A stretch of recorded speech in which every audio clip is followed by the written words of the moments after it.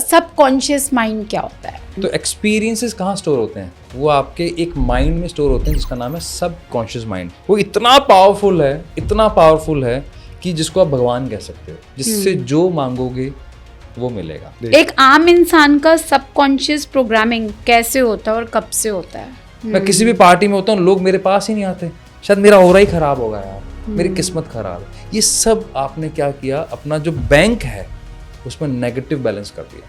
तो हमारे subconscious mind में जो भी है, जैसे भी है, अगर हम उसे रीप्रोग्राम करना चाहते हैं किसी भी स्टेज ऑफ लाइफ में, तो आप कर सकते हो। उसके लिए ये नहीं कि नहीं हो सकता, हो सकता है किसी भी स्टेज में। KFC 63 की एज में कर्नल सैंडर्स बनाते हैं। हाँ। भाई जिसने सारी जिंदगी नौकरी की, अचानक कैसे बना लिया? कुछ तो किया होगा।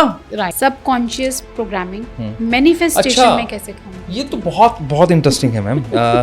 बहुत सारे पेरेंट्स होते हैं कि हमारे स्टूडेंट्स का कंसंट्रेशन वीक है, और आपने बताया भी है कि ये मेजर चैलेंज है, तो उसके लिए छोटी सी टेक्निक सर जो हेल्प करे। बिल्कुल। आपके एक्सपीरियंस में स्ट्रेस फिजिकल से ज्यादा मेंटल होता है या दोनों? इंटरेस्टिंग ये है कि मेंटल स्ट्रेस। क्या ब्रीदिंग टेक्निक साइंटिफिकली ब्रेन को रीसेट करती है? ब्रीदिंग ही करती है, क्यों? हार्वर्ड की एक स्टडी है, स्टैनफोर्ड की भी है। जिन बिजनेसमैन के पास मेंटोर या कोचेस होते हैं, उनकी जो ग्रोथ रेट है लगभग 32% फास्ट होती है। डिसीजन मेकिंग और ब्रेन प्रोग्रामिंग क्या लिंक है दोनों में? बिल्कुल लिंक्ड है दोनों। और जब बिजनेस शुरू किया तो वो वहाँ से फेलियर आने शुरू हुए। एक बिजनेस, 2 बिजनेस। इंटरेस्टिंग है कि वो बिजनेस आज भी चल रहे हैं, उसमें मैं फिट नहीं हुआ। और फिर सारी दुनिया जहाँ भागती है, फिर मैं भी भागा। एस्ट्रोलॉजर्स के पास, वास्तु वालों के पास, पामिस्ट्री वालों के पास, जितने भी लोग होते हैं।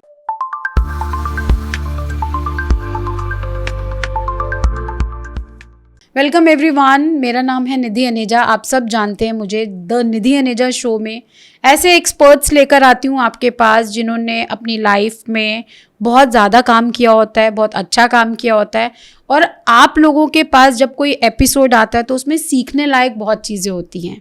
कोई भी ऐसी चीज़ नहीं होती है जिसमें सिर्फ बुकिश बात हो रही होती है, रियल लाइफ एक्सपीरियंस के साथ बात करते हैं।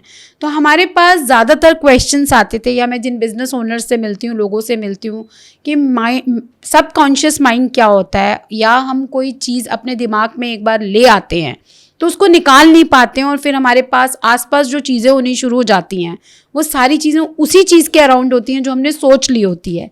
तो आज हमारे साथ एक्सपर्ट हैं जो आपको बहुत सारी नॉलेज देने वाले हैं इसमें। इनका नाम है विकास नागरू जी। आप सब लोगों ने इनके पहले भी इंटरव्यूज़ देखे होंगे, लेकिन आज का इंटरव्यू और आज की डिस्कशन अलग लेवल पे जाने वाली है। तो वेलकम विकास नागरू जी, आप कैसे हैं? Thank you so much, I am super excited. Same here sir. Sir, subconscious mind क्या होता है? हाँ, वाह, सीधा ही question. So we will ask relevant questions because हमारी जो जनता है वो बिजनेस ऑडियंस है, स्टूडेंट्स हैं, और बिजनेसेस में लॉट ऑफ स्ट्रेस, आप बहुत ज़्यादा स्ट्रगल कर रहे होते हो। स्टूडेंट्स अपनी लाइफ में, करियर में, करियर में, या फिर स्कूल लाइफ में, या प्रिपरेशंस में, या आप क्या करियर चूज़ करें, कहीं ना कहीं उनका सबकॉन्शियस माइंड जो होता है ना, एंगेज्ड होता है। फिर हाउसवाइफ हैं, या वो लोग हैं जो घर बैठे हुए हैं, जिनके पास जॉब्स नहीं हैं और वो स्ट्रगल कर रहे होते हैं, और उनका माइंड डेफिनेटली उनको कुछ ना कुछ बता रहा होता है। तो आज आपको इसलिए इनवाइट किया कि आप इन लोगों को एड्रेस करेंगे। सबकॉन्शियस माइंड मैम एक्चुअली बहुत सिंपल टर्म है। जैसे अभी आपने देखा होगा iPhone 17 लॉन्च हुआ है जी, तो उसका प्रोसेसर इंप्रूव हुआ है। और प्रोसेसर आपको, मुझे तो दिखता है तो हार्डवेयर, लेकिन दिखता नहीं, हमारे काम का नहीं है वो। अगर दिख भी जाएगा तो मुझे मालूम नहीं है। तो उसके बेस पे डिसाइड होगा कि आपकी फ़ोन की स्पीड क्या रहने वाली है। वो स्पीड कैसे, मतलब जैसे मान लीजिए आप मुझे मेरा फ्यूचर कैसे डिसाइड होता है, क्या मैं प्रेजेंट में सोच रहा हूँ, या प्रेजेंट में जो मैं डिसीजन लूँगा उससे मेरा फ्यूचर डिसाइड होगा। लेकिन जो मेरा प्रेजेंट है वो तो इस बात पर डिपेंड करता है कि मेरे पास पास्ट की मेमोरीज क्या हैं, जिसे हम एक्सपीरियंस बोलते हैं। तो एक्सपीरियंसेस कहाँ स्टोर होते हैं? वो आपके एक माइंड में स्टोर होते हैं जिसका नाम है सबकॉन्शियस माइंड। किस तरह स्टोर होते हैं?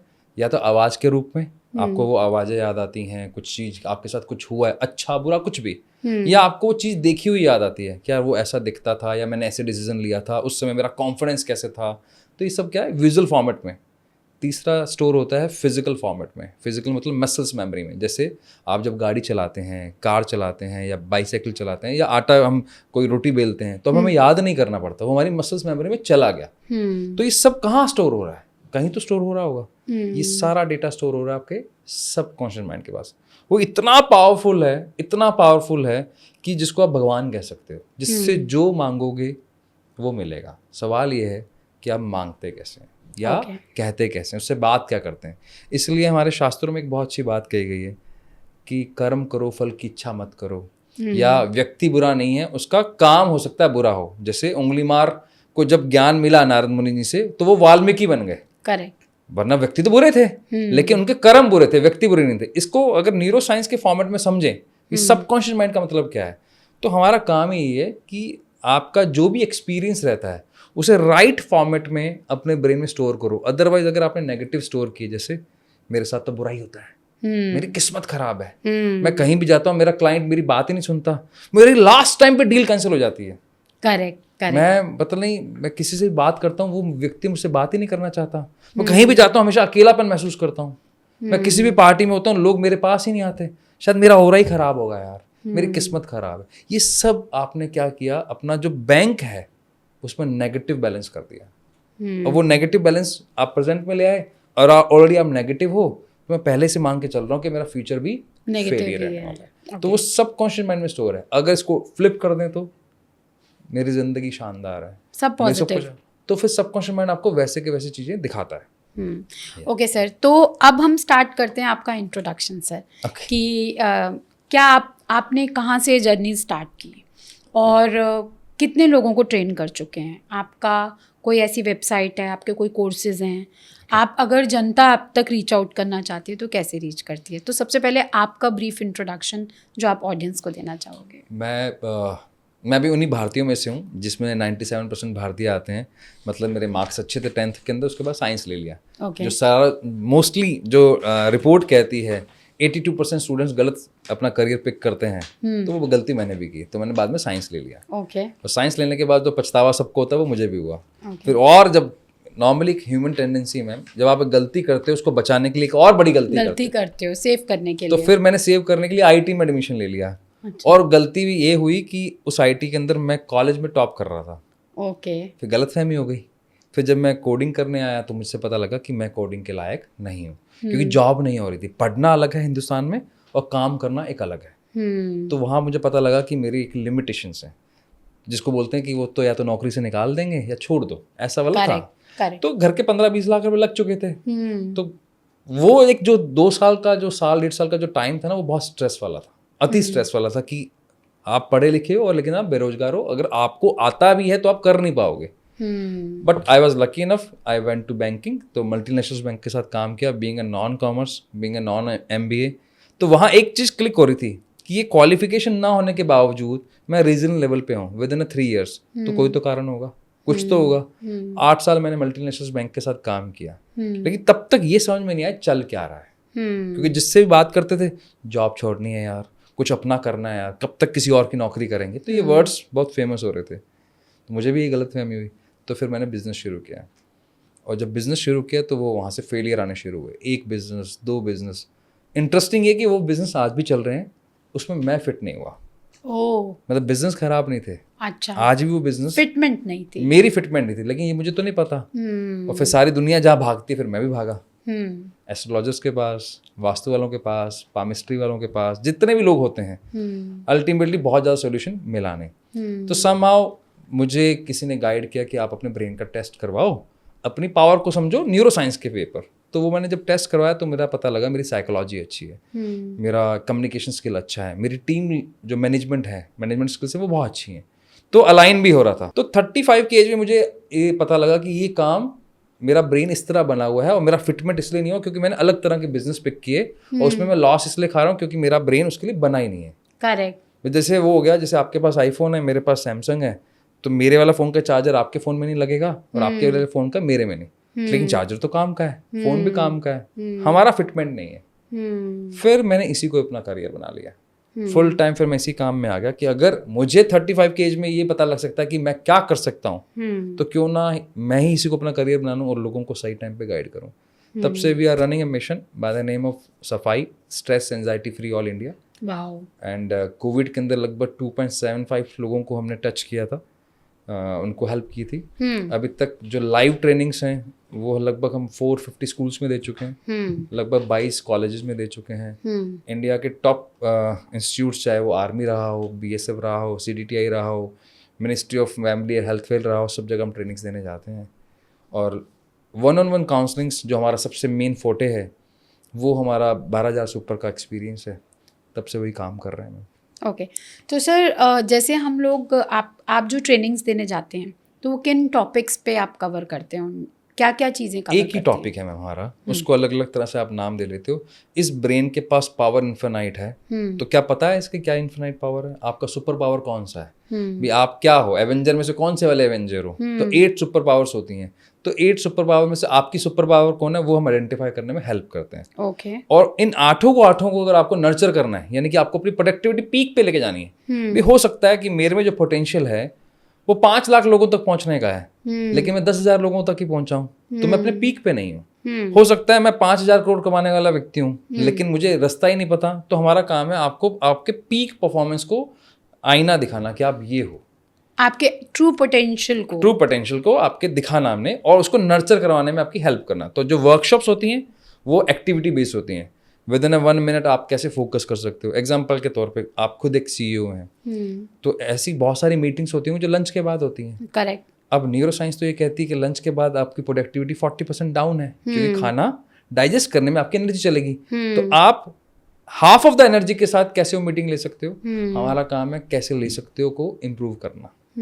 तो हम टेक्निक्स बताते हैं, थ्रू काउंसलिंग ये बताते हैं आप कौन हैं, आपकी क्या पीक परफॉर्मेंस हो सकती है, आपकी सुपर पावर क्या है, और थ्रू वर्कशॉप्स आप कोई भी हैं ब्रेन की पावर कैसे बढ़ा सकते हो, ऑप्टिमाइज कैसे हो सकते हो, जिससे आपको मैक्सिमम पोटेंशियल, मैक्सिमम एवरेज मिले आपके ब्रेन से।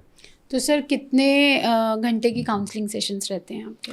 नॉर्मली 45 मिनट से लेकर 60 मिनट का एक सेशन रहता है, और वर्कशॉप्स हमारी लगभग 90 मिनट्स की रहती हैं। और ये जो काउंसलिंग सेशन है कितने लेने पड़ते हैं लोगों को? इंटरेस्टिंग ये है मैम, इसमें हम सवाल नहीं पूछते। अच्छा। इसमें हम ब्रेन का टेस्ट करते हैं, उसके बेस पर हम काउंसल करते हैं। वहाँ उसके कुछ जो सवाल होते हैं तो फिर सेकंड सेशन होता है।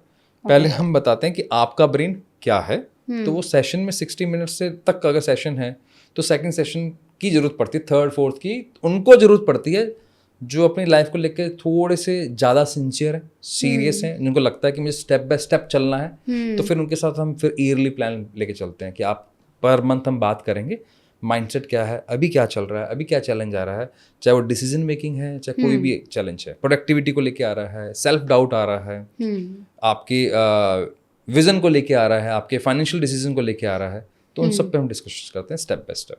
ठीक है सर, तो आगे चलते हैं। क्या ये बात सच है कि हम अपनी ज़िंदगी का 90% सबकॉन्शियस लेवल पे ही जी रहे होते हैं? 95%। हमारे कॉन्शियस डिसीजन तो बहुत कम होते हैं। ओके। जैसे आप एग्जांपल के तौर पे आपने, मैं अगर बोलूँ नींबू है आपके सामने, तो नींबू आपने अभी देखा नहीं है, लेकिन आपके ब्रेन ने इमेज बना ली है, आपके भी दिमाग में इमेज बन गई होगी, मुंह में टेस्ट आ गया होगा, ये कहाँ से आया? ये सबकॉन्शियस माइंड का काम था।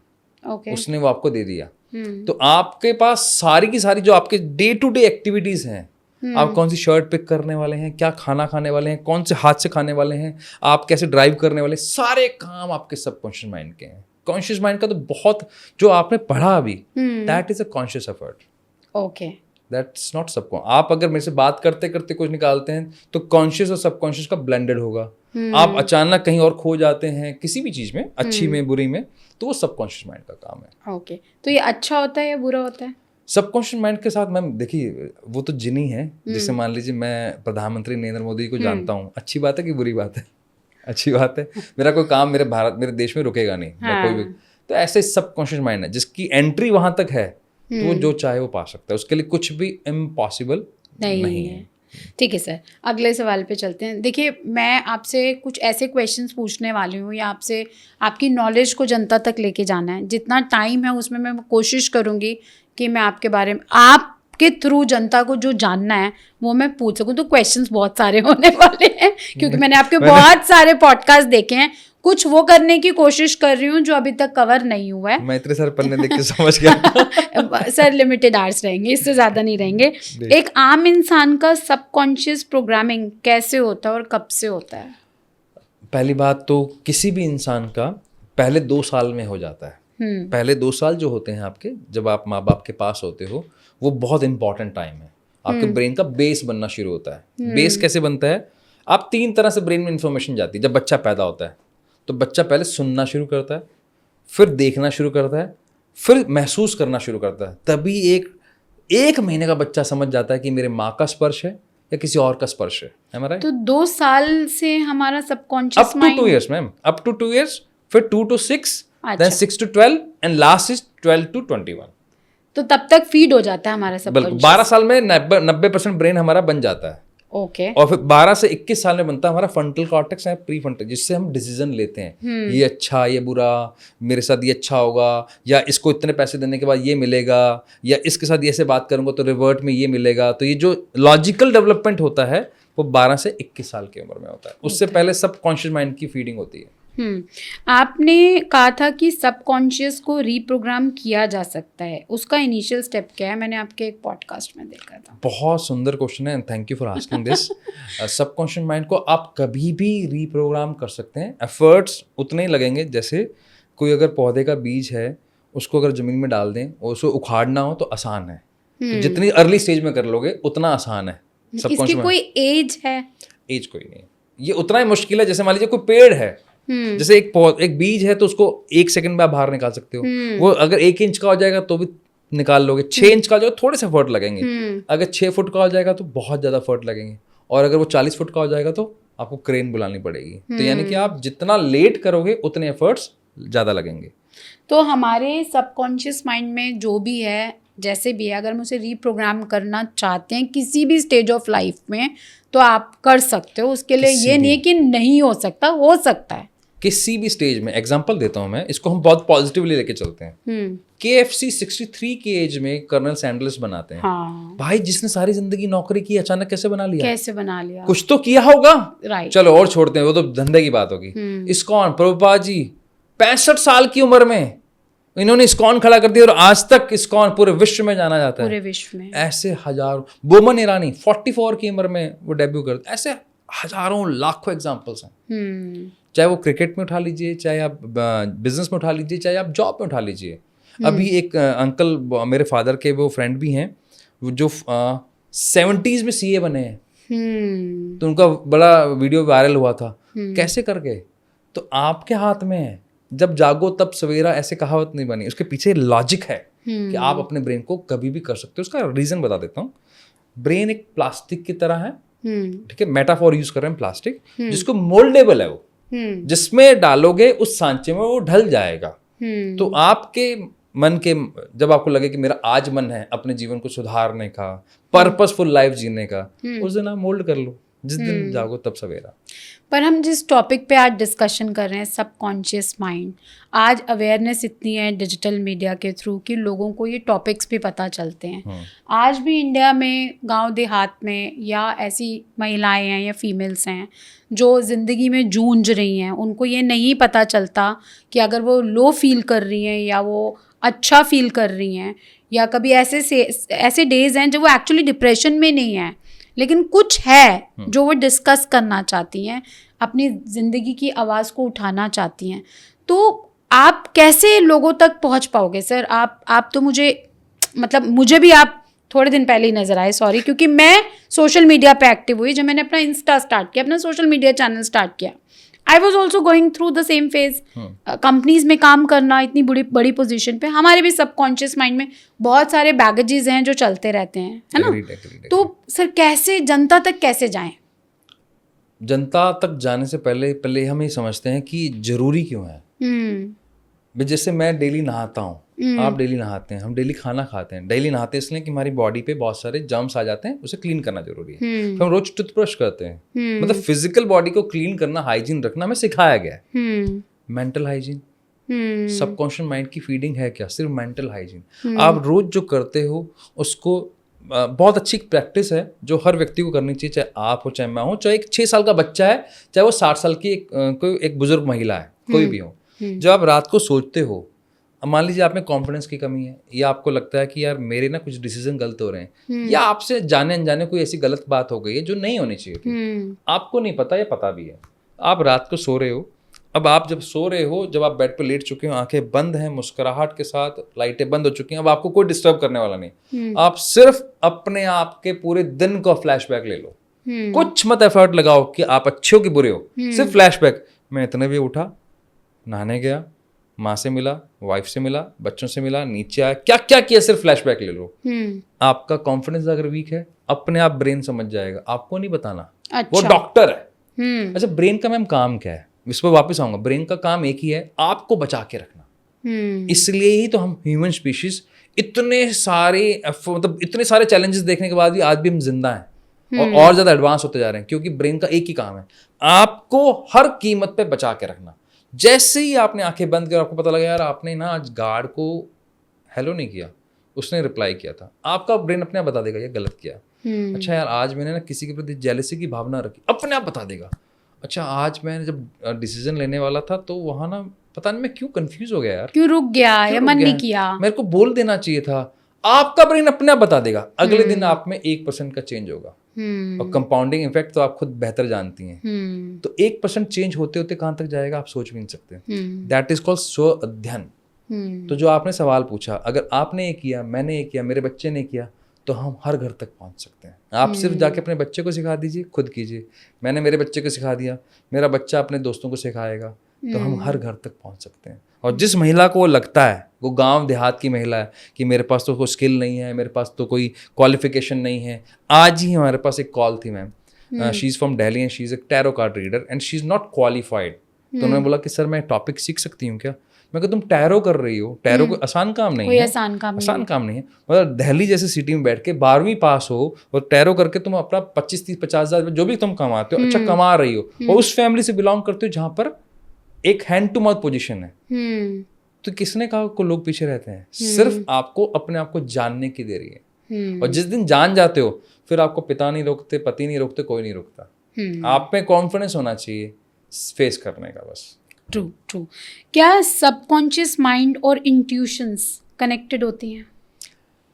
सबकॉन्शियस माइंड आपका आप तो डेटा साइंस में काम करते हैं, तो वो तो डेटा है जी। जैसा डेटा होगा वैसा आपको आउटपुट देगा। लेकिन इंट्यूशन थोड़ा सा अलग है। Intuition is beyond logics. Beyond logic मतलब आपकी जो 5 सेंसेस हैं, जब सब मिल जाती हैं तो उसको सबको मिलाकर सुपर पावर बन जाती हैं। सारे एवेंजर्स मिल गए, अब एक बन गए, तो फिर वो 6 सेंस और इंट्यूशन वो आती है आपके राइट प्रीफ्रंटल कॉर्टेक्स से। और सबकॉन्शियस माइंड क्या है? जो आप डे बाय डे अपना डेटा फीड कर रहे हो, उसके बेस पे जो डिसीजन लेते हो, वो लॉजिकल प्लस आपका एनवायरमेंटल डिसीजन होता है, वो बायस्ड हो सकता है, depend on your data. Data गलत है, जैसे बहुत अच्छा है कंटेंट इंस्टाग्राम पर, अगर आप सर्च बार पे क्लिक करते हो, हर कोई आपको नहीं दिखाएगा कि मेरे सर्च में क्या है, क्या उसने क्या कंटेंट देखा आपको भी नहीं पता। वो कहाँ से आया? जो उसने सर्च किया था। जिस तरह का कंटेंट देखता है, जो सर्च करते हो मतलब डेटा जो आपने फीड किया है, तो वो दिखेगा सबकॉन्शियस माइंड के थ्रू। इंट्यूशन का उससे कोई लेना देना डायरेक्ट नहीं है कोई। बट ऐसा तो नहीं कि सबकॉन्शियस माइंड में हम जो फीड करते हैं उसी का आउटकम इंट्यूशन, क्या हमें इंट्यूशन आ रही है? नहीं, वो इंट्यूशन आती है आपके प्रीफ्रंटल कॉर्टेक्स से। इसको समझने के लिए चाहिए होता है हमें लेफ्ट फ्रंटल कॉर्टेक्स, और इसको कन्वर्ट करना होता है एक्शन में, वो आपको राइट एक्शन ये वाला फ्रंटल कॉर्टेक्स चाहिए। तो ये तीनों ब्रेन जब लग जाते हैं तो इंट्यूशन है वो। ठीक है। अगर ना लगे तो डेजा वू है।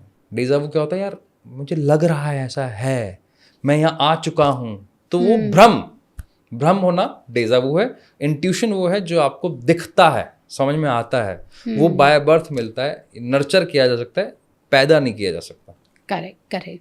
तो क्या हम अपने दिमाग को ऑटो पायलट मोड को मैनुअली ऑफ कर सकते हैं? ऑटो पायलट मोड जो होता है हमारे दिमाग का हर टाइम चलता ही रहता है, क्या मैनुअली ऑफ कर सकते हैं? ऐसा कुछ पॉसिबल है? इजीली अभी कर सकते हैं। हाँ, कर सकते हैं, अभी कर सकते हैं। क्या करना होता है सर उसके लिए? मुझे नीचे वाली शीट दे दो, फिर मैं बता सकता हूँ। मैं लो सर। लीजिए।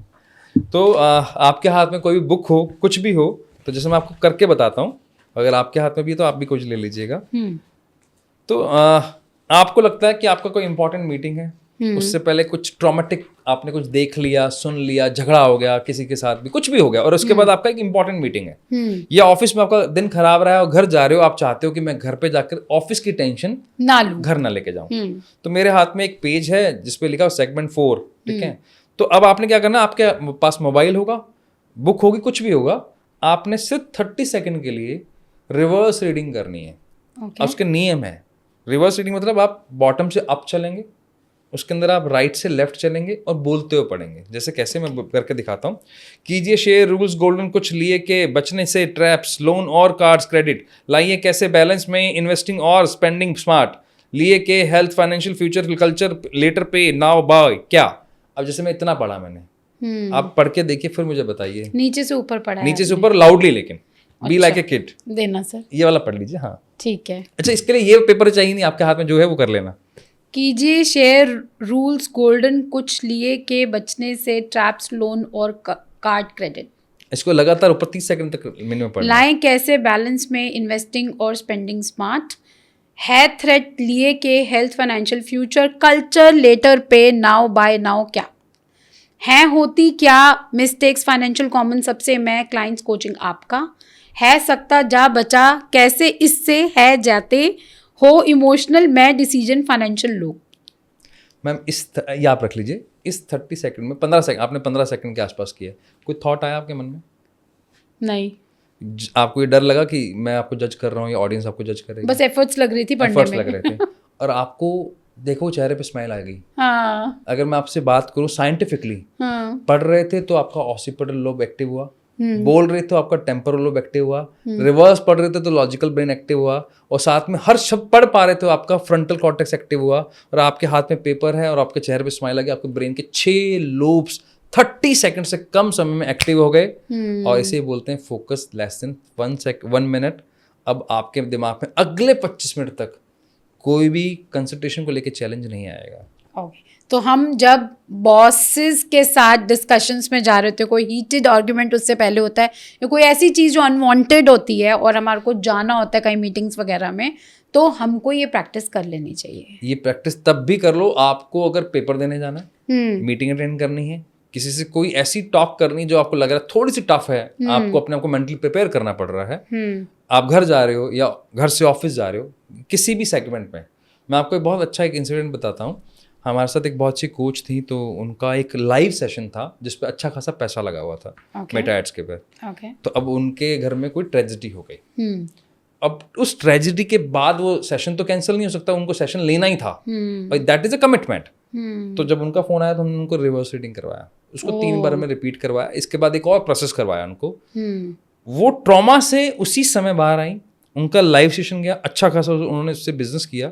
ऑब्वियसली जो उसके बाद रिचुअल्स है वो उन्होंने किए, लेकिन मैं बताना चाह रहा हूँ आपका ब्रेन बहुत स्मार्ट है।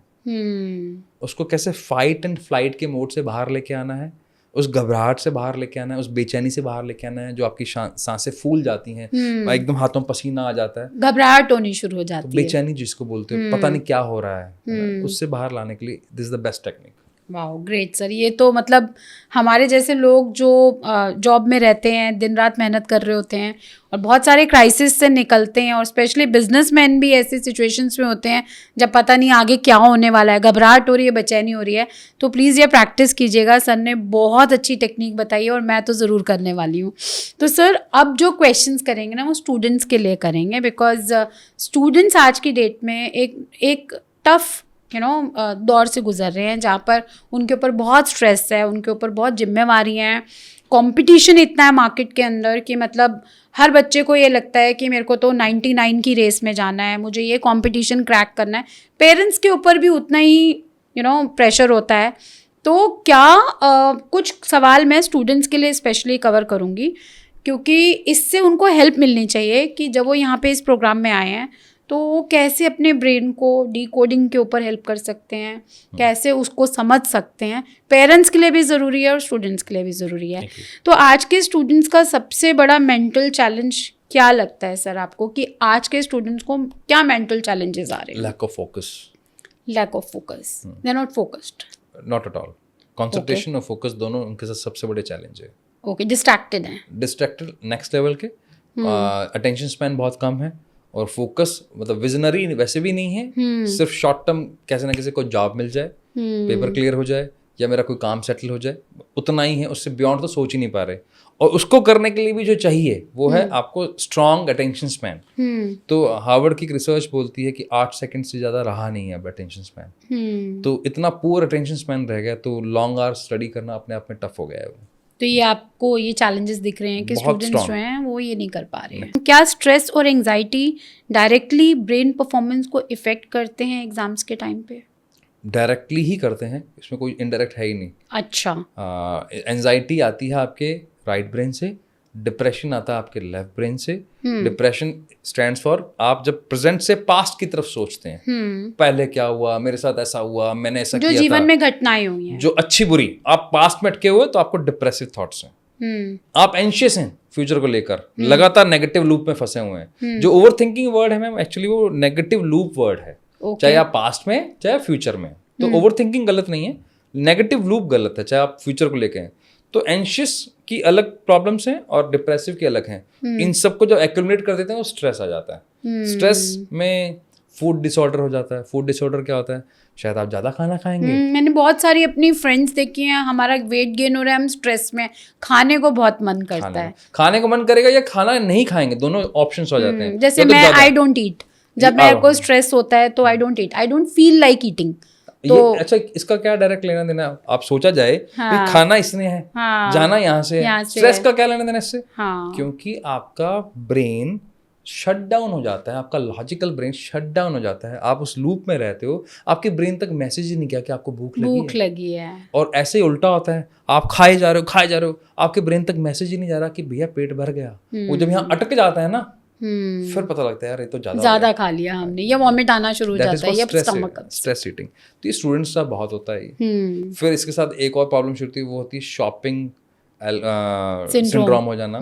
फिर एक होता है शाइनी ऑब्जेक्ट सिंड्रोम हो जाना। तो ये सारे चैलेंजेस जब आपका लॉजिकल ब्रेन शट डाउन हो जाता है, तो आप लॉजिकली सोच ही नहीं पाते हो what is good for you, what is bad for you. तो आपके प्रोग्राम में या कंसल्टेंसी में ऐसे कुछ प्रोग्राम डिजाइंड हैं जो लोग स्ट्रेस्ड हैं या डिप्रेशन में हैं?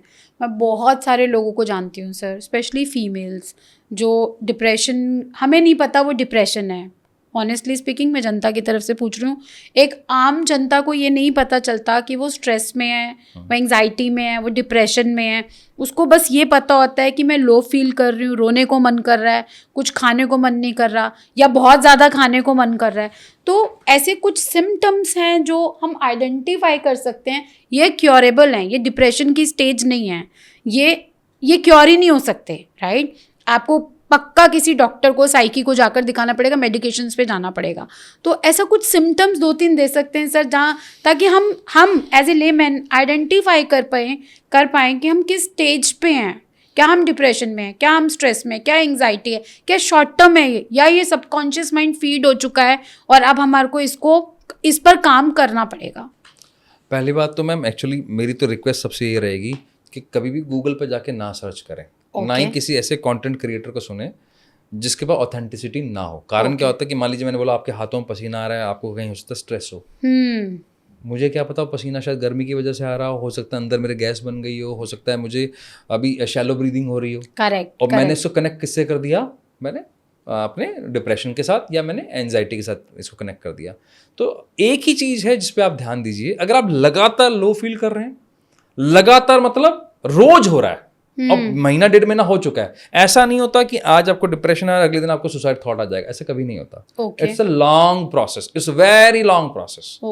तो अगर ऐसा महीना 1.5 महीना 2 महीने हो गए हैं, आपको हमेशा आपकी हार्ट बीट बढ़ी रहती है, आपको बेचैनी रहती है, आप किसी भी चीज़ के अंदर खुशी महसूस नहीं करते हो, आप बैठे हो सामने कॉमेडी शो चल रहा है तब भी आपको हंसी नहीं आ रही है, तब आप सोचो यार कुछ तो है, और कुछ ही है, वो बीमारी नहीं है। अच्छा। वो आप दोस्त से बात करके हील हो सकते हो, किसी काउंसलर से बात करके हील हो सकते हो, अच्छी मूवी देख के हील हो सकते हो, गार्डन पे नंगे पांव चल के हील हो सकते हो, आप कहीं शॉपिंग पे चल उससे भी हील हो सकते हो। अगर लगता है इससे नहीं हो रहे हो, फिर कुछ मत करो। आपके आसपास बहुत सारे साइकोलॉजिस्ट हैं, हम जैसे लोग हैं, कॉल करो, अपना session low, and it's completely okay. Therapies लेनी चाहिए। और ये भी समझ में नहीं आता तो ब्रह्म कुमारीज भी हैं, हम भी हैं, और बहुत सारे ऐसे सेशंस होते हैं जहाँ पर EFT सिखाया जाता है, इमोशनल फ्रीडम टेक्निक। घर बैठे बैठे 3 मिनट में हो जाता है, वो कर लो, आपको कहीं नहीं भी जाना है तो इट्स कम्प्लीटली क्योरेबल। तो मैम PTSD भी है, पोस्ट ट्रॉमेटिक स्ट्रेस डिसऑर्डर होता है। ये किनको होता है? जो बहुत बड़ा ट्रॉमा देखते हैं, जैसे इराक में जब अमेरिकन सोल्जर्स आए हुए थे उनको PTSD हो गया था। और नॉर्मली जब सोल्जर वापस आते हैं किसी वॉर से उनको PTSD हो जाता है, वो तक ठीक हो जाता है। तो आपकी मेरी तो प्रॉब्लम इतनी सी है, तो सिर्फ उसके छोटे छोटे सॉल्यूशंस हैं, उससे कर लो तो ले जाएगा। तो मुझे ऐसे लगता है कि जागने की ज़रूरत है हमें, बजाय इसके कि हम ये रोते रहें कि हमें डिप्रेशन है, हम स्ट्रेस में है, एंग्जाइटी में। अपने आप को जगाओ और अवेयरनेस फैलाओ। ऐसा नहीं है कि क्योरेबल नहीं है, जैसा सर ने बताया कि बहुत ज़्यादा अगर 1-1.5 महीना हो गया है तो आप जाकर साइकोलॉजिस्ट से बात कर सकते हो, सर के पास आ सकते हो। मैं सेशन के एंड में सर के लिंक दूंगी, कॉन्टैक्ट नंबर्स दूंगी अगर आप कॉन्टैक्ट करना चाहते हैं। बट अल्टीमेटली जो मैं बिलीव करती हूँ with all my 28 years of experience, आपका दिमाग आपको फर्श पे भी बिठा सकता है और आपको ऊपर भी ले जा सकता है। आप जैसा सोचते हो आपको, आपके एक्शंस भी वही होते हैं। तो सोच आपको सुधारनी पड़ेगी। अच्छी बुक्स रीड करो, लाइक माइंडेड लोगों के साथ रहो, जिस चीज़ में मन लगता है वो काम करो। ज़िंदगी बहुत आसान है और बहुत हसीन है, इसको जीना सीखो। तभी आप लोग भी हैरान होंगे कि निधि मैम आज बिजनेस सक्सेस की बात करने वाली आज विकास नागरू सर के साथ क्यों आई हैं। बिकॉज ये बहुत बड़ा चैलेंज है हमारे जितने भी बिजनेस ओनर्स से मैं मिलती हूँ। जितना टाइम वो मुझसे बिजनेस डिस्कस कर रहे होते हैं, नर्वस, एंग्शियस, उनको प्रॉब्लम हो रही होती है, हर बात पे एक ही बात निकलती है, हम डिप्रेशन में हैं, हम बहुत परेशान हैं, हम जिंदगी नहीं जी पा रहे हैं, हमारी ज़िंदगी कहाँ जा रही है हमें पता नहीं चल रहा। गाइज रिलैक्स, ये सेशन आज उसी के लिए है। तो आगे बढ़ते हैं सर। स्टूडेंट्स के ही कुछ क्वेश्चंस हैं। अगर किसी स्टूडेंट को का कॉन्सेंट्रेशन वीक है तो आप क्या सजेस्ट करेंगे? बहुत सारे पेरेंट्स होते हैं कि हमारे स्टूडेंट्स का कॉन्सेंट्रेशन वीक है और आपने बताया भी है कि ये मेजर चैलेंज है, तो उसके लिए छोटी सी टेक्निक सर जो हेल्प करे। बिल्कुल, जैसे मैं एक तो पेरेंट्स से रिक्वेस्ट है और स्टूडेंट्स से भी, क्योंकि स्टूडेंट्स में सारे तरह के स्टूडेंट्स आ जाएंगे, जो गवर्नमेंट जॉब की प्रिपरेशन कर रहे हैं, जो बोर्ड के एग्जाम्स की कर रहे हैं। करेक्ट। भी जब कोई भी खिलाड़ी जब अपनी प्रैक्टिस करने जाता है, बास्केटबॉल हो, कबड्डी हो, कुश्ती हो, क्रिकेट हो, तो सीधा खेलता नहीं है, पहले वो वार्म अप एक्सरसाइज करता है। तो वो उनका बैटल ग्राउंड है, तो स्टूडेंट का बैटल ग्राउंड है उसकी पढ़ाई। तो उसके लिए पहले उसको उसकी भी वार्म अप एक्सरसाइज करनी चाहिए। तो बहुत सारी होती हैं, फिर भी एक ही सीख लो, वही सब काम, मतलब सबका रामबाण एक संजीवनी बूटी है, वो है नाड़ी शोधन प्राणायाम। ओके। तो आप जब भी बैठते हैं, कभी भी बैठ रहे हैं, मतलब मैं आपको प्रैक्टिकली बताता हूँ इशू कहाँ आता है। मेरे हाथ में मोबाइल है, मैं इसमें नेटफ्लिक्स देख रहा था, हो सकता है गेम खेल रहा था, मेरी आंखें ट्यून की गई हैं लैक्स ऑफ कलर्स पर, फास्ट स्क्रीन के लिए, क्योंकि इंस्टाग्राम भी बहुत फास्ट चलता है, गेम भी बहुत फास्ट चलता है। अब अचानक आप मुझे बोलते हो कि आप ऐसी बुक पढ़ो जिसकी रीडिंग स्पीड 100 शब्द 200 शब्द पर मिनट है, तो मैं फास्ट से स्लो पे कैसे आऊं? स्लो से फास्ट पे जाया जा सकता है, फास्ट से स्लो पे नहीं आया जा सकता। तो टेक्निकल आप लॉजिकली आप नहीं कर सकते कॉन्सेंट्रेट, तो संभव ही नहीं है। तो आपको तब बैठना है सीधा और आंखें बंद करनी है। नाड़ी शोधन प्राणायाम है, चाहे चैनल पे जाके देख लें, नहीं तो बहुत सिंपल है, अगर गूगल पे डालेंगे तो बहुत सारे हैं। तो सिर्फ आंखें बंद करनी है, दोनों नाक से सांस लेनी है, और फिर जैसे मैं करके बताऊं। जी सर। अच्छा, तो जैसे क्या करना है, आपने सीधा बैठना है और बच्चे को बोलना 5 मिनट का अलार्म लगा लेना है। यहाँ पर आपने सीधा ये वाली जो नाक है हमारी, लेफ्ट नॉस्ट्रिल, पहले दोनों से सांस लीजिए, लेफ्ट से छोड़ दीजिए और लेफ्ट से लीजिए, बंद कर दीजिए लेफ्ट को, राइट से बाहर निकालिए। अब राइट से लीजिए, अब लेफ्ट से बाहर निकालिए। ये एक राउंड है, ऐसे आपने सिर्फ 11 राउंड करना है। It will take 3 to 4 minutes, 5 minute करेंगे और अच्छा है। अब आपका लेफ्ट ब्रेन भी और राइट ब्रेन भी, राइट ब्रेन का काम है याद रखना जो आप पढ़ रहे हो, और लेफ्ट ब्रेन का काम है उसको लॉजिकली समझना। तो दोनों में ऑक्सीजन चलेगी, आपका काम आसान हो गया, कंसंट्रेशन भी बढ़ गया, फोकस भी यहीं आ गया। आपको आसपास की चीज़ें जो डिस्ट्रैक्ट कर रही हैं, मम्मी ने किचन में काम कर रही है, इधर टीवी चल रहा है, सब शांत हो जाता है और आप इजीली वहीं पे फोकस हो जाते हैं। तो होता ये है कि हमारे बच्चे वीडियो गेम खेल रहे होते हैं या मोबाइल पे गेम खेल रहे होते हैं और हम बोलते हैं पढ़ने बैठ, तो बच्चा छूटते ही बोलता है मम्मा अभी 5 मिनट में पढ़ूंगा। तो ये 5 मिनट जो वो ब्रेक मांगता है, उस 5 मिनट में भी वो वीडियो गेम दोबारा खेल रहा होता है। तो उसको प्लीज़ ये एक्सरसाइज कराएं ताकि उसके लेफ्ट एंड राइट ब्रेन दोनों वर्क करना स्टार्ट हो और वो भी इसको कोप अप कर पाए कि अब मुझे पढ़ना, उसका दिमाग साथ दे उसका। ये नहीं कि हम ज़बरदस्ती बच्चे को पुश करे जा रहे हैं। तो ये ज़रूरी है। थैंक यू सर, ये बहुत अच्छी एक्सरसाइज आपने बताई है। क्या स्कूल सिस्टम में ब्रेन साइंस को इंक्लूड करना चाहिए?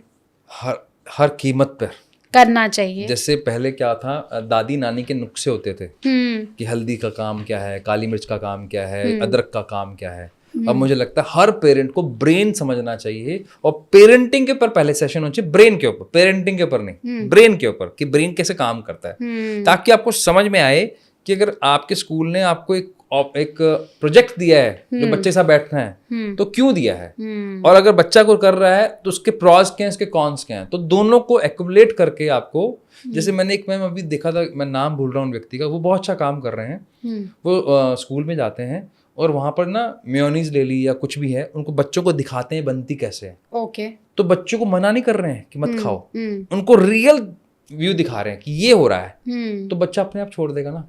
अगर उनको हम सही तरह से ब्रेन समझा दें, मैथ्स कैसे आती है, फिजिक्स कौन से ब्रेन से आती है, रीडिंग का मतलब क्या है, राइटिंग का मतलब क्या है, और इसे आप इजीली कैसे बढ़ा सकते हो, तो आपकी प्रॉब्लम सॉल्व हो गई ना। आप जनरल फाइटिंग से बाहर आ गए, रोज बोलने से बाहर आ गए, बिकॉज लॉजिकल एक्सप्लेन है इसीलिए।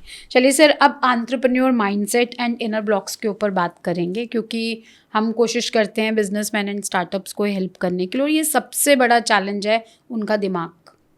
सारा काम दिमाग का होता है, सब कुछ दिमाग से चलता है, बिजनेस, सारा रोजगार, धंधा, पूरा इकोसिस्टम हमारे बिजनेसमैन जो भाई हैं उनके दिमाग से चल रहा होता है। तो ये बहुत ज़रूरी है कि आज के सेशन में उनको लर्निंग चीज़ें मिलें, क्योंकि सक्सेस कैसे लेनी है, ग्रोथ कैसे लेनी है, बिजनेस कैसे लेना है, सेल्स कैसे बढ़ानी, ये सब मैं बताती रहती हूँ। ये एक पार्ट है जो बहुत ज़रूरी है, इसके लिए एक्सपर्ट की एडवाइस चाहिए सर। तो अपने बिजनेस ओनर्स का सबकॉन्शियस पैटर्न भी, आपने बिजनेस ओनर्स के सबकॉन्शियस पैटर्न को भी डिकोड किया आपने। जी मैम, राइट, बहुत सारे। उनमें सबसे कॉमन ब्लॉक क्या होता है? कॉमन ब्लॉक होता है self belief, self doubt. Okay, doubt next level का है, अपने पे सेल्फ डाउट, अपने ऊपर के ऊपर बहुत ज्यादा सेल्फ डाउट होता है। जैसे उनको लगता है कि मैंने धंधा बहुत बड़ा बना लिया है।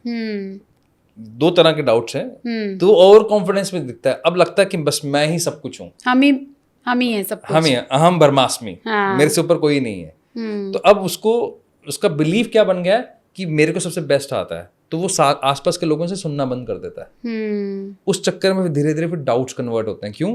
क्योंकि अब उसके डिसीजन धीरे धीरे गलत हो रहे हैं, तो फिर ब्लेम शुरू होता है, तेरी वजह से हुआ है, ये काम ढंग से नहीं कर रहा, ये वाला डिपार्टमेंट ढंग से काम नहीं कर रहा, अच्छी हायरिंग नहीं हो रही, तो ये चैलेंजेस वहाँ आते हैं। तो फिर वो डाउट धीरे धीरे ओवर कॉन्फिडेंस कन्वर्ट होता है धीरे धीरे रिग्रेट के अंदर। और दूसरा एक ही है, क्या मैं कर सकता हूँ ये, मुझे हाँ मिलेगी, मैं क्या फेल हो गया तो ये सबसे ज्यादा पाया जाता है। क्योंकि यहाँ से आप वहाँ पहुँचते हो तो सबसे जो मेजर पार्ट पाया जाता है, क्या मैं इस लायक हूँ, क्या मैं कर पाऊंगा।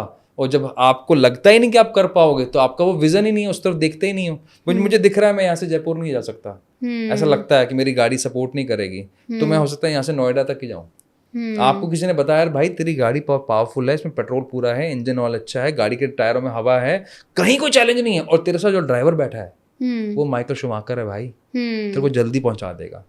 तो सिर्फ सेल्फ डाउट को अगर खत्म करना है तो अच्छे किसी बिजनेस कोच, अच्छे किसी मेंटोर, अच्छे किसी कंसल्टेंट के साथ काम कीजिए, प्रॉब्लम सॉल्व हो जाएगी। और धंधा बनाने के लिए मुझे एक बात बताओ, मुझे एक बात समझ में नहीं आती, आप इतने सारे बिजनेसमैन से मिलते हो, पूरे विश्व में किसी भी देश में एक मेरे को खिलाड़ी बता दो जो बिना कोच के है? नहीं। अच्छा, वही खिलाड़ी पीक पे है, चाहे विराट कोहली हो, मतलब उनके पास तो डाइटिशियन अलग हैं, जिम वाले इंस्ट्रक्टर अलग हैं, डिफरेंट कोचेस हैं सबके पास हर लेवल के लिए। बिजनेस पे पीक पे जाना तो कोच क्यों नहीं चाहिए? ये क्या बात हुई? आपको पीक पे जाना, अच्छा सिंगिंग में आ जाओ, आप डांस में आ जाओ, हर जगह कोच चाहिए। एक बिजनेस धंधे में ही आपको कोच नहीं चाहिए? क्या धंधा पेट से सीख के आए हो? और वो आपको खुद चलाना है, और आपके पास बिजनेस बैकग्राउंड भी जिसमें नहीं है, पैसा लग रहा है, उसमें आपको सही तरह से इन्वेस्टमेंट नहीं कर रहा। और अच्छा चलो मेरी बात छोड़ो, मैं तो चलो कोच हूं तो हो सकता है मैं मेरे लिए बोल रहा हूँ। हार्वर्ड की एक स्टडी है, स्टैनफोर्ड की भी है, जिन बिजनेसमैन के पास मेंटोर या कोचेस होते हैं उनकी जो ग्रोथ रेट है लगभग 32% फास्ट होती है। ओके, तो ये तो हार्वर्ड बोल रहा है। तो आपको समझना पड़ेगा कि आप अकेले नहीं चल सकते, आपको एक ब्लूप्रिंट चाहिए, वो बताने के लिए आपके आसपास कोई अच्छे लोग होने चाहिए। इसका सिंपल तरीका ये है, तो आपके सारे चैलेंजेस खत्म हो जाते हैं। तो मैं इस पे बहुत बार अपने चैनल पे बोलती हूँ कि या तो आपके पास बिजनेस बैकग्राउंड हो या आपने किसी कंपनी में 27-28 साल एक्सपीरियंस लिया हो जहाँ आपने sales, operations, customer service, SOPs, dialler, integrations, AOPs सब पे काम कर रखा हो। नहीं है तो मार्केट के अंदर लोग अवेलेबल है ना, आप उनको लाइए ना। आपका प्रोडक्ट जो आपका ब्रेन चाइल्ड है उसको भी एक विजन मिल जाएगा जब एक सही हाथ में वो जाएगा। तो ये बहुत ज़रूरी है कि अगर आपके पास बिजनेस माइंडसेट है और बिजनेस की नॉलेज नहीं है लेकिन माइंडसेट है और आप बिजनेस को नेक्स्ट लेवल पे ले जाना चाहते हो, पुश्तैनी बिजनेसेस भी आज के डेट में चेंज हो रहे हैं। तो टाइम आ गया जब आपके पास कोचेस अवेलेबल हैं। मैं ये नहीं कह रही आप ये कोच लो वो कोच लो, वो आपको देखना है कि आपकी पॉकेट और आपका जो इंटरेस्ट है उसके हिसाब से कौन सा कोच आपको सही गाइड कर पाएगा। बट टाइम आ गया है कि अब बिजनेस फेलियर्स होने से बेटर है जिस बिजनेस से आपने घर चलाना है, पैसा कमाना है, उस पर थोड़ा सा पैसा लगा दो, वो है लर्निंग के ऊपर। तो आगे बढ़ते हैं सर। एक बिजनेसमैन अपनी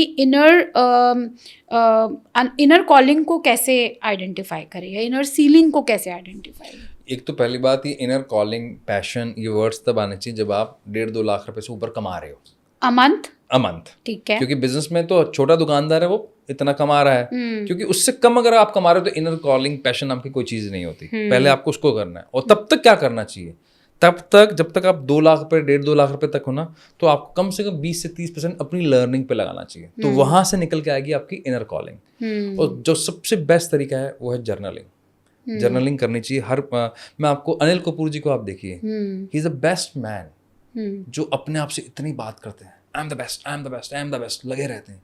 वो इसलिए ही इतने यंग दिखते हैं, इसलिए इतने एनर्जेटिक दिखते हैं। अभी एक उनका पिक्चर वायरल हुआ, उनके दामाद उनके से थोड़े से ज्यादा एज लग रहे हैं, वो खुद तो मेंटली एंड फिजिकली यंग है क्योंकि वो अपने आप से बात करते हैं। उनको फर्क नहीं पड़ता कि यहाँ पे निधि मैम क्या सोच रही है, विकास क्या सोच रही है, उनको कोई लेना देना नहीं है। उनको एक ही बात से मतलब है, मुझे अपने आप से बात करनी। तो इनर कॉलिंग का बेस्ट तरीका अपने आप से बात करना, स्व अध्ययन जिसके हम बात कर चुके हैं, और एक जर्नलिंग करना शुरू कर देना।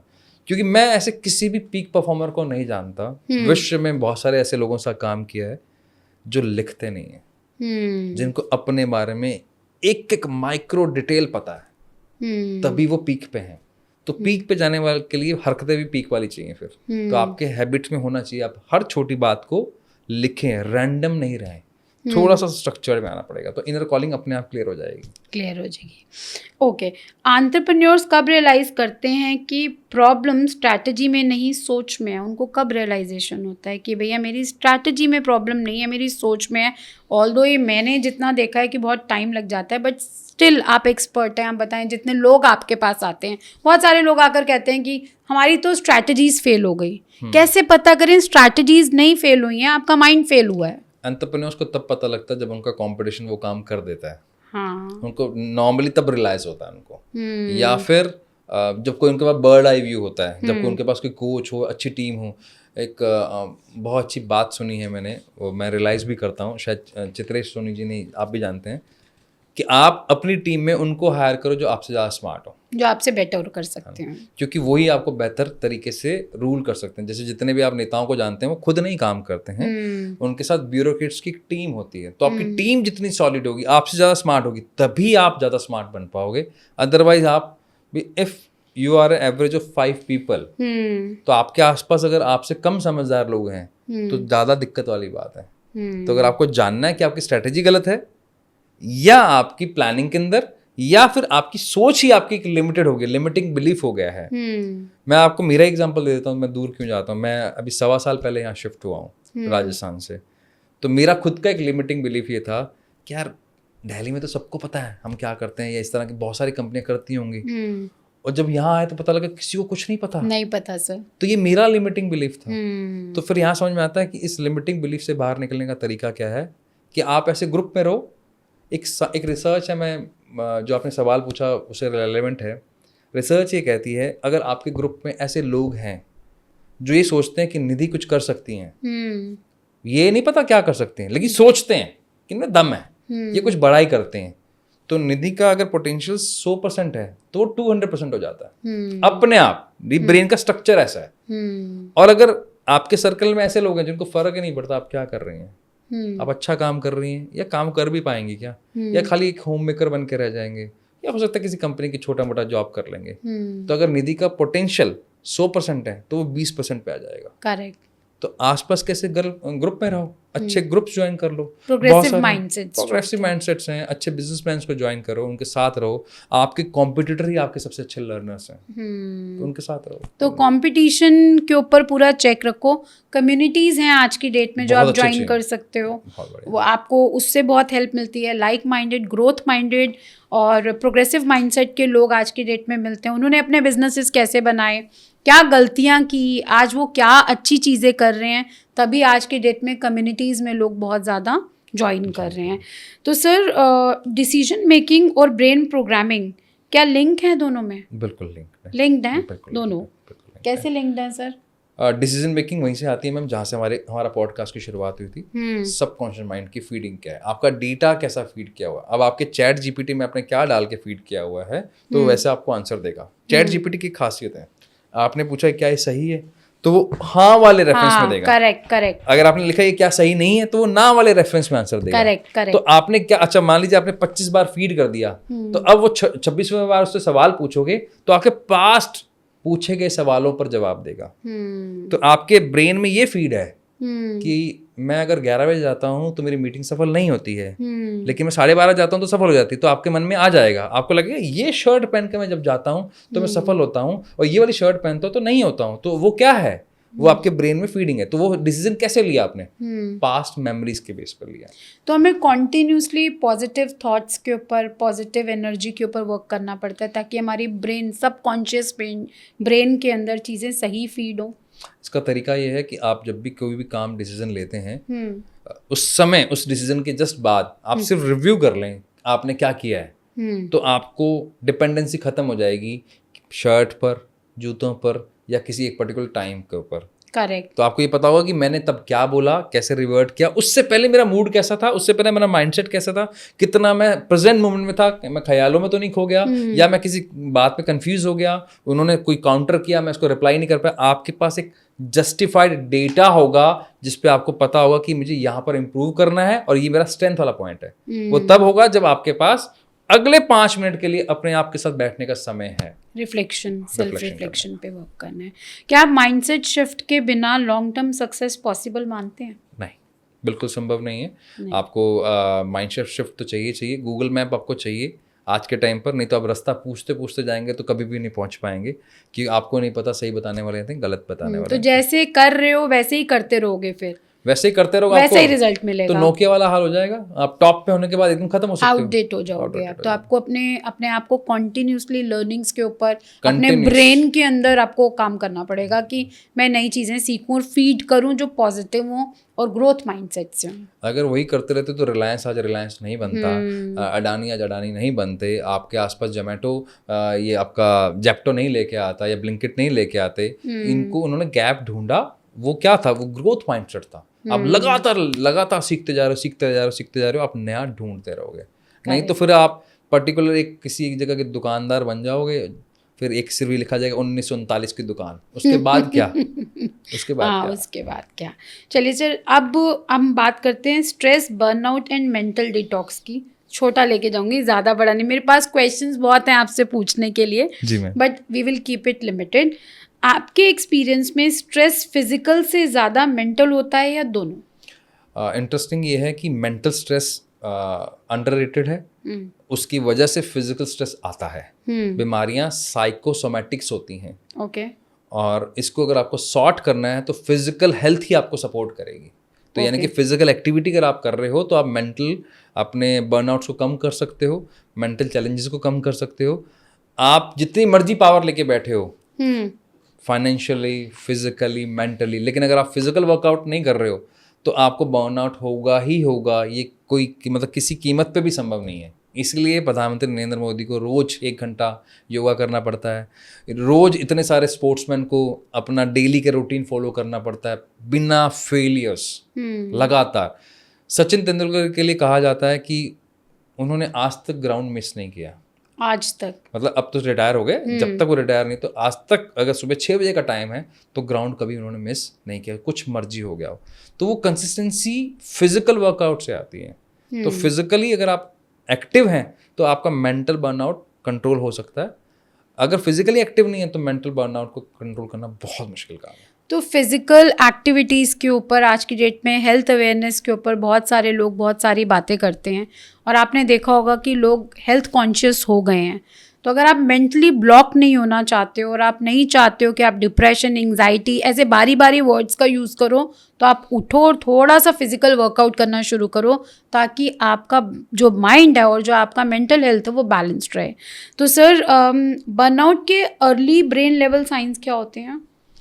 आपके डिसीजन स्लो हो जाएंगे, डिसीजन लेने में आपको डर लगने लगे। मैं सिर्फ एंटरप्रेन्योर के हिसाब से बात कर रहा हूं। एंटरप्रेन्योर्स की ही बात कर रहे हैं हम कि जब हमारा कोई एंटरप्रेन्योर अगर मैं बिजनेस कर रहा होता है या अर्ली स्टेजेस पे है या सस्टेनेबल मॉडल्स क्रैक कर चुका है, बर्नआउट के उसके क्या हमें पता चलना चाहिए कि अब ये बर्नआउट है? एग्जाम्पल के बहुत सिंपल है मैम, छोटा सा डिसीजन लेना है, छोटा सा ट्रांजेक्शन है, उसमें समय लग रहा है, डर लग रहा है छोटे छोटे फाइनेंशियल डिसीजन को लेने में, आप बैठे बैठे एकदम गायब हो जाते हो, मतलब लॉस्ट हो जाते हो मीटिंग्स में या कहीं पे भी बात करते आपसे क्लाइंट ने कुछ मांगा, मान लीजिए आप एक छोटे दुकानदार हैं या आप बहुत बड़े बिजनेसमैन हैं, आपसे क्लाइंट बात कर, अचानक आपको लगा क्या बोल रहे थे आप लॉस्ट हो गए एकदम अचानक। तो आपको ये सारे कंफ्यूजन जब क्रिएट होने लग जाए, आपको अपर चेस्ट की एकदम शैलो ब्रीदिंग होने लग जाए, आपको लगे कि मेरी हार्ट बीट बहुत बड़ी रहती है, तो ये सब साइंस हैं कि अब बर्नआउट शुरू हो गया, अब आपको थोड़ा सा अपनी मेंटल हेल्थ पे काम करना शुरू कर देना चाहिए। क्या ब्रीदिंग टेक्निक साइंटिफिकली ब्रेन को रीसेट करती हैं?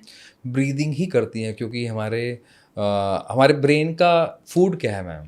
ऑक्सीजन दो ही तरीके से आता है, या तो हवा से या फिर पानी से। अब पानी आप 2-2.5 लीटर से ऊपर पी नहीं सकते।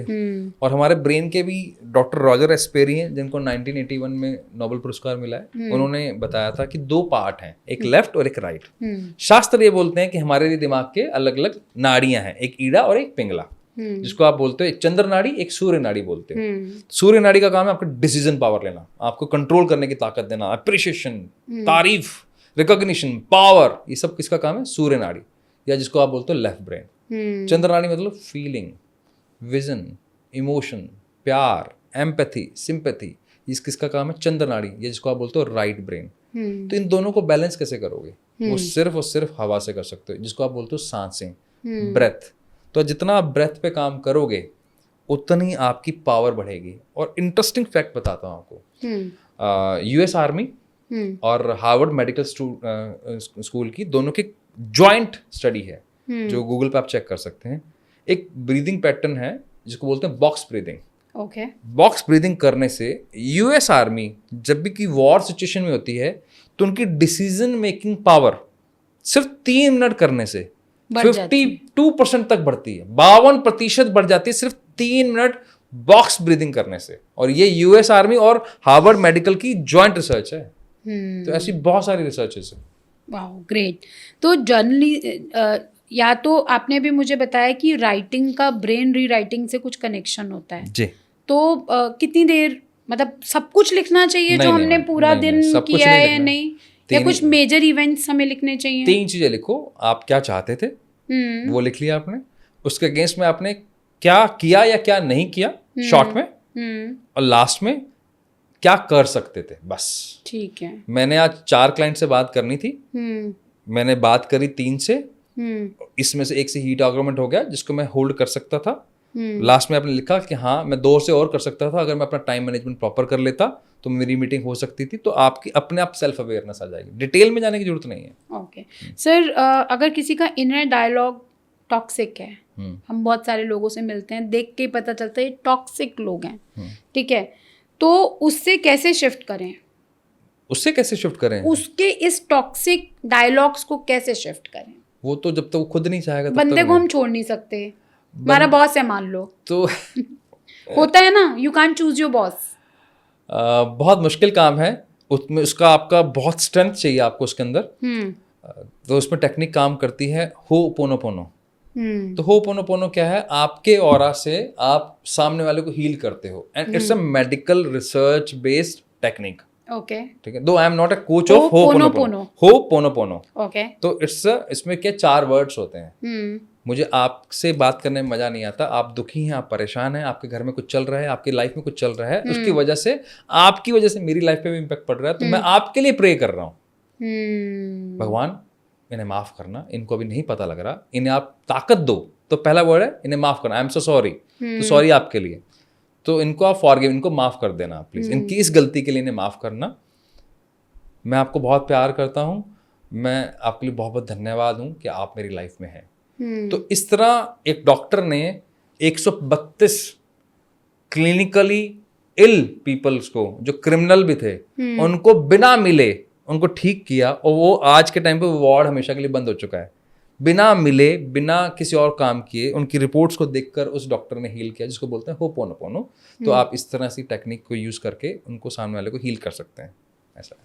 तो हमारा बॉस है हमारे हस्बैंड हैं, हमारे फ्रेंड्स हैं, हमको यही करना है कि हमें उनके लिए गॉड से जाकर प्रे करनी है। 4 वर्ड्स हैं इसमें, I am so sorry, I forgive you, या please sorry, I am so sorry, please forgive me, thank you, I love you. 4 words हैं इसके अंदर। इसके पीछे की साइंस है, वेरी नाइस। मुझे ऐसे लगता है कि दुनिया में जहाँ इतना दुख है, इतनी तकलीफें हैं, इतने सारे प्रॉब्लम्स आ रहे हैं, अगर हम ये कर सकें तो इससे बढ़िया कोई बात नहीं होगी। जो लोग बिलीव करते हैं स्पिरिचुअलिटी में या लोगों की सेवा करने में, आई थिंक सर ने बहुत बड़ी बात की है। हम लोगों की लाइफ में अगर हम किसी के लिए ये कर सकें तो ये बहुत अच्छी चीज़ होगी। आपको नहीं पता कि जो दूसरा इंसान है वो नहीं समझेगा कि वो टॉक्सिक बातें करता है, लेकिन इसके कारण वो बहुत सारे रिलेशनशिप से दूर जा रहा है या पर्सनल लाइफ में भी जूझ रहा है। तो हम ये छोटी छोटी चीज़ें करके लोगों की लाइफ आसान कर सकते हैं। Sir, manifestation and brain rewriting, इस पे बात करेंगे। लॉ ऑफ अट्रैक्शन के बारे में लोग सोचते हैं बस सोचो और हो जाएगा, क्या ये सच है? अधूरा सोचो सच है। और हो जाएगा, हाफ कुक्ड फूड। आप गलत सोचते हो, तू सोचती ही नेगेटिव है। अच्छा, मैं वही सोचता हूँ, माँ ने आज सोचा कि मेरे बच्चा फ़ोन नहीं उठा रहा, उससे एक्सीडेंट हो जाएगा, क्या सच में एक्सीडेंट हो जाता है? हाँ, दिस इज व्हाट, मतलब क्या ये सच है? नहीं, इट्स अ हाफ ट्रुथ। ये हाफ कुक्ड फूड जैसा है, आधा पका हुआ खाना जहर होता है, वैसा ही है। तो मतलब ट्रू नहीं है ना लॉ ऑफ अट्रैक्शन के ऊपर। लॉ ऑफ अट्रैक्शन ट्रू है, इसका जो तरीका है ये कि सोचने से हो जाएगा, ऐसा नहीं होता। नहीं होता, उसके लिए कुछ प्रैक्टिसेस हैं, साइंटिफिक वेज हैं, वो कर सकते हैं। सबकॉन्शियसनेस प्रोग्रामिंग मैनिफेस्टेशन में कैसे काम करती है? सबकॉन्शियस, वापस प्लीज। सबकॉन्शियस प्रोग्रामिंग मैनिफेस्टेशन में कैसे काम करती है? ये तो बहुत बहुत इंटरेस्टिंग है मैम। आई एम सॉरी, मैंने आपको बोला था सर, सब वो कवर करूंगी जो आपने शायद कहीं नहीं कवर किया है। मैम, क्या होता है कि मुझे BMW खरीदनी है, लेकिन अंदर मेरे फीड है, अपने तो इतना काम ही नहीं करते यार, अपने तो कभी इतनी मेहनत ही नहीं करी, और मेरे पास तो कोई स्किल भी नहीं है, मैं तो ग्रेजुएट भी नहीं हूँ, तो पता तो है BMW नहीं मिलेगी।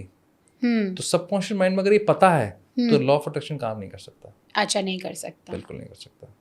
लॉ ऑफ अट्रैक्शन तभी काम करेगा जब आपके सबकॉन्शियस माइंड के पैटर्न चेंज होंगे, और सबकॉन्शियस माइंड के पैटर्न चेंज करने के लिए आपको कॉन्शियस माइंड पे काम करना पड़ेगा। तो जो 5% जो बहुत नेग्लिजिबल है, जिस पे बात ही नहीं होती है, सारे कहानियां लगी हुई हैं, सबकॉन्शियस माइंड, कॉन्शियस माइंड जब तक आपका दरबार जो गार्ड है ना, बॉडी गार्ड, वो कॉन्शियस माइंड है। पहले एक बॉडी गार्ड को पटाना पड़ेगा, इसको ओपन करना पड़ेगा, ओपन, इससे बात हो जाएगी, इससे रिलेशनशिप अच्छा हो गया तो ये आपको एंट्री करवाएगा, चलो मैं आपको प्रधानमंत्री से मिलवाता हूँ, ये जुगाड़ करवाएगा, तो आपको अंदर लेके जाएगा। अब आपकी प्रधानमंत्री के साथ सेटिंग होगी, तो प्रधानमंत्री यानी कि सबकॉन्शियस माइंड, अब उसके बाद वो कहेगा चल मैं सारे डिपार्टमेंट में फोन कर रहा हूँ, जब विकास तेरे को जहाँ जाना है, जो काम करवाना है, सारा काम तेरा हो जाएगा।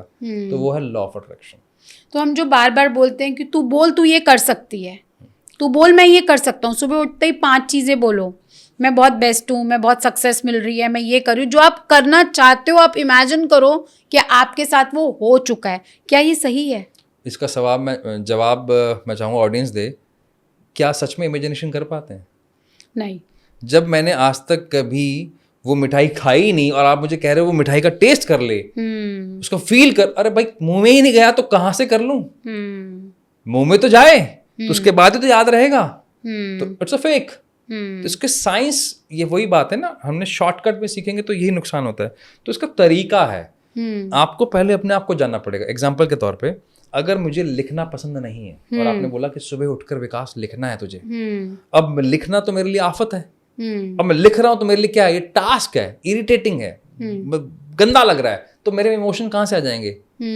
दूसरा आपने बोला विजुलाइज करना है, तो BMW में बैठा है, तेरे सामने गाड़ी है, तू उसको फील कर रहा है, अरे भैया जब मेरा विजुअलाइजेशन होता ही नहीं और सच में नहीं होता लोगों को, तो मुझे BMW दिख ही नहीं रही, तो अब मुझे क्या लग रहा है, डाउट, मेरे से तो हुआ ही नहीं। तीसरा आप बोलते हो कि चल बोल कर अफर्मेशन कर लो, सुबह बोलकर। हाँ, सुबह मॉर्निंग में सबसे पहले उठते ही मिरर के आगे खड़े होके अफर्मेशन करो। मेरे अगर बोलने वाली ताकत इतनी स्ट्रांग नहीं है, मेरा अपने आप के साथ संबंध अच्छा नहीं है, मेरा दूसरों के साथ संबंध खराब है, वो बात की बात है, मेरा अपने आप के साथ संबंध अच्छा नहीं, सेल्फ डाउट है, अपने आप को मैं क्रिटिसाइज करता हूँ, क्रिटिकली बोलता हूँ, अपने आप को रोज जज करता हूँ नेगेटिवली, रोज अपने आप को गाली देता हूँ, और वहां मेरे को अब सुबह सुबह बोलना है, अरे यार तू सबसे बेस्ट है, तू स्मार्ट है, अरे नहीं हो पाएगा। तो आपको समझना पड़ेगा आप कौन है। जब समझ जाएंगे फिर आपको पता लगेगा। ये वैसा है, एक बहुत अच्छी मूवी आई है मैम जिसका नाम है मिट्टी, वेब सीरीज है। उस वेब सीरीज में सिखाया गया है कि एक कॉर्पोरेट क्लर्क का नौकरी छोड़ता है, गांव आता है, 3 बार खेती की ट्राई करता है, खेती नहीं होती उससे। फिर एक ब्यूरोक्रेट आती है, वो बोलती है भाई इसका टेस्ट करवा ले, ये जमीन किसके लिए बनी हुई है, फर्टाइल भी है, फर्टाइल है तो किस चीज के लिए है। वो उस जमीन को लेता है, फर्टाइलेशन टेस्ट करवाने जाता है, वो वहां बताते हैं भैया ये तो गेहूं बाजरा के लिए बनी नहीं, ये बनी है सिर्फ सब्जी के लिए भी नहीं बनी, ये सिर्फ फूलों के लिए बनी है। अरे वाह। तो 3 उसके सीजन लग गए, पैसा लग गया, कॉन्फिडेंस खत्म हो गया, और जो समय गया वो अलग गया। अब जब उसने फूलों की खेती की तो सब कुछ बदल गया। तो आप पहले अपने ब्रेन को चेक करो, आप किस चीज के लिए बने हो, फर्टिलाइजेशन किस चीज का है। आपको हो सकता है मर्सिडीज अच्छी लगती हो, आपको देख के मुझे लग रही है ऐसा जरूर, मेरे को जी वैगन अच्छी लगती है भाई, क्यों मैं मर्सिडीज के पीछे जाऊं। करेक्ट। तो मुझे मेरा पोटेंशियल पता हो, फिर मुझे पता हो कि मैं कहाँ तक जा सकता हूँ। ठीक है सर, क्या हम अपना फ्यूचर रियलिटी क्रिएट कर सकते हैं ब्रेन साइंस के बेस पे? बिल्कुल कर सकते हैं। कैसे कर सकते हैं सर? अगर मैं मेरा जहाँ से हमने शुरू किया था कि मेरा फ्यूचर डिसाइड ये करता है कि मेरा प्रेजेंट में डिसीजन क्या है, और प्रेजेंट डिसीजन इस बेस पे डिपेंडेंट है कि मेरा पास्ट में मैं क्या सोचता हूँ। तो अगर मैं पास्ट को ठीक कर दूँ और मैं अपने प्रेजेंट के अंदर अपने ब्रेन को एकदम क्लीन कर दूं, वो मेमोरी के सारे पार्टिकल हटा दूं जो मेरे बैड रहे हैं, जितने भी खराब रहे हैं, वो डेटा ही हटा दूं, तो मेरा बैलेंस 0 पे है इस समय, नेगेटिव तो नहीं है। अब मैंने इसके अंदर फीड किया, 1 रुपया डाला, 5 रुपये और डाले, तो पॉजिटिव ग्रीन दिखना लग गया। अब मेरे फ्यूचर मेरे हाथ में है, तो फ्यूचर मेरे हाथ में ही है, ये सही कहा है किसी ने।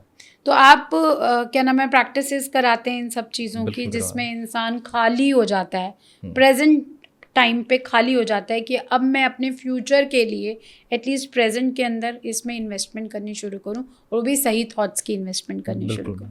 हम इसको करवाते हैं, इसका पूरा प्रोसेस है, साइंटिफिकली लेके चलते हैं, क्योंकि ब्रेन को बहुत बेहतर तरीके से समझने की कोशिश करते हैं। तो सर रैपिड फायर है और इसके बाद ख़त्म है। 3 डेली हैबिट्स जो आप सबको रेकमेंड करते हैं ब्रेन पावर के लिए। एक, नाड़ी शोधन डेली करना चाहिए, दूसरा भ्रामरी डेली करना चाहिए, और तीसरा है आपको न्यूरोप्लास्टिसिटी, यानी कि उल्टे हाथ से जो भी आपका डोमिनेंस हैंड है उसके दूसरे हाथ से आपको कुछ ना कुछ एक्टिविटी करनी चाहिए। जैसे मैं लेफ्ट हैंड से ब्रश करता हूँ तो मैं कहूँगा राइट से कर लो, आप राइट से करते हो तो आप लेफ्ट से कर लो। ओके। सबसे डेंजरस सबकॉन्शियस बिलीफ क्या है जो लोग कैरी करते हैं अननोइंगली? मैं किसी लायक नहीं हूँ, मैं किसी लायक नहीं हूँ, ये बहुत लोगों के अंदर मन में है। इसी वजह से वो अपने आप को गलत समझते हैं, किसी लायक नहीं समझते, कहीं जाने से डरते हैं, किसी से बात करने से डरते हैं, अपनों के प्रति उनके प्रति दुर्भावना रखते हैं कि मेरे चाचा ने ये किया, मेरे मामा ने ये किया, मेरा भाई ऐसा करता है, मेरी पत्नी ऐसे, मेरे पति। एक्चुअली में आप ऐसे। एक बुक या टूल जो आप रेकमेंड करेंगे to rewrite thinking? To rewrite thinking, आपको अगर रीराइट करना है तो मैं ये बोलूँगा कि और कुछ मत करो, सिर्फ अपने आप को किसी एक अच्छी स्पिरिचुअल एजेंसीज के साथ अटैच करो जहाँ आपका मन मानता है, क्योंकि वहाँ पर आपको 0 से लेके एंड तक सिखाया जाता है, लॉजिकली, फिजिकली एंड मेंटली। तो किसी स्पिरिचुअल बॉडी के साथ आप हमेशा होना चाहिए। आपके लिए पर्सनली सबसे पावरफुल ब्रेन हैक क्या रहा है? जब मुझे मेरे ब्रेन के बारे में पता लगा, लॉजिकली, साइंटिफिकली, और मुझे बिना जज किए, मुझसे बिना कुछ पूछे, क्योंकि जब मेरे से आप पूछोगे तो मेरी मेंटल स्टेट के बेस पे मैं आंसर दूंगा, मुझसे बिना पूछे, तो मेरे लिए वो सबसे बड़ा हैक रहा कि यार मेरी लाइफ का टर्निंग पॉइंट हो रहा है।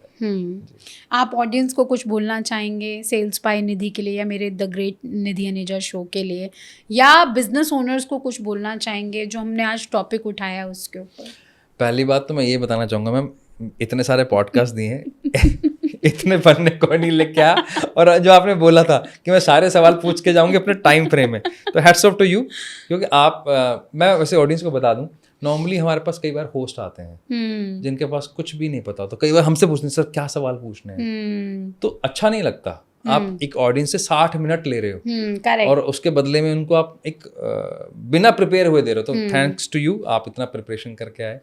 एंड जब आपसे बैक ऑफ द स्टेज बात हो रही थी तो मुझे अच्छी चीज़ें पता लगी कि आप खुद एक CEO हैं, काफ़ी टाइम से आप वर्क कर रहे हैं, कंसल्टिंग भी करते हैं, और अगर जो इतना डिटेल में एक पॉडकास्ट के लिए पढ़ के आता है, तो अगर किसी बिजनेस को कंसल्ट करने जा रहा होगा तो मैं सोच सकता हूँ कि कितना पढ़ता होगा, कितना डिटेल में रिसर्च करता होगा। मज़ा आ गया मिलके, thank you so much. Same here sir. आप इन केस अगर आपको सर के, वैसे मैं डाल दूंगी, सर तक रीच आउट करना हो, विकास नागरू जी तक, या आपको मेंटल हेल्थ के ऊपर वर्क करना हो, या आपको कुछ भी डाउट्स होंगे, तो हम आपको इन तक पहुंचाने की कोशिश करेंगे ताकि आप लोगों की मेंटल हेल्थ ठीक रहे। प्लीज़ ये पॉडकास्ट, ये एपिसोड उन लोगों के साथ शेयर कीजिएगा जो आज मेंटल ब्लॉकेजेस से जूझ रहे हैं, जो फीमेल्स कहती हैं हम डिप्रेशन में हैं, जो कहती हैं कि हमारे घर में कुछ भी ठीक नहीं हो रहा। टाइम आ गया है कि अपनी थॉट्स को चेंज करो। इस एपिसोड को ज़रूर देखो और मेरे चैनल को सब्सक्राइब करो, उन लोगों के साथ शेयर करो जिनको इस एपिसोड की सबसे ज़्यादा ज़रूरत है। Thank you so much.